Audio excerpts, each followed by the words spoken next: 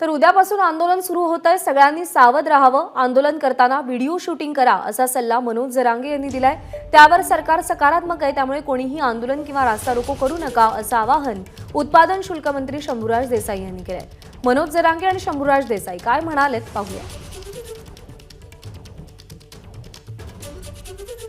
प्रत्येकानं आपण आपल्या गावात 4-5 पोरं शूटिंग काढायसाठी कायम ठेवायचे, मोबाईलमध्ये शूटिंग काढून ठेवायचे, दर दिवसच्या रस्ता रोकोचे शांततेत रस्ता रोको केलेले पुरावे आपल्याला पाहिजे। कोणी त्या रस्ता रोकोत खोड जर केली तर तो तुमच्या शूटिंगमध्ये दिसणार आहे आणि ती जबाबदारी त्याच्यावर ढकलून त्याच्यावर कठोर कारवाई करायला आपण या पुढच्या काळात लावणार आहे। की सरकार सकारात्मक आहे। राहिला प्रश्न सगळ्या सोयऱ्यांचा, तर त्या 6 लाख ऑब्जेक्शन जी आलेले आहेत त्याच्यावर सुद्धा निश्चितपणानं नियमात कायद्यात ज्या तरतुदी आहेत त्याला अनुसरून पुढची कार्यवाही सरकार करेल। कुणीही आंदोलन करू नये, कुणी रास्ता रोको करू नये।